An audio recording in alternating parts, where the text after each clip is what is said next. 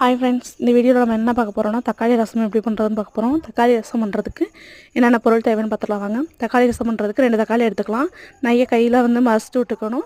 அதுக்கப்புறம் சீரகம், மிளகு, பூண்டு, பச்சை மிளகாலாம் போட்டு நல்லா இடிக்கல்ல இடிச்சுக்கலாம். இடித்ததுக்கப்புறம் நம்ம ஆல்ரெடி வச்சுருந்த தக்காளியில் இடித்த பொருளை சேர்த்து நல்லா மசிச்சுருக்கலாம். அதுக்கப்புறம் நம்ம தக்காளி கரைசல் சேர்த்துருக்கோம். அது கூட இந்த தக்காளி மசித்ததெல்லாம் சேர்த்து அதை வச்சிடலாம். அதுக்கப்புறம் கடாயில் எண்ணெய் ஊற்றி கடுகு பொரிய விட்டு வரமிளகாவும் பச்சை கருவேப்பிலையும் போட்டு பொரிய விட்டுருங்க. அதுக்கப்புறம் நம்ம கரைச்சி வச்சுருந்த ரசத்தை தூக்கி அதில் ஊற்றணும்.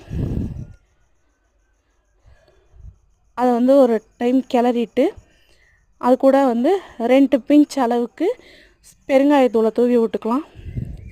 ரசம் இந்த ஸ்டேஜ் வர்றப்போ நம்ம கொத்தமல்லியை தூவி அடுப்பை ஆஃப் பண்ணிடலாம்.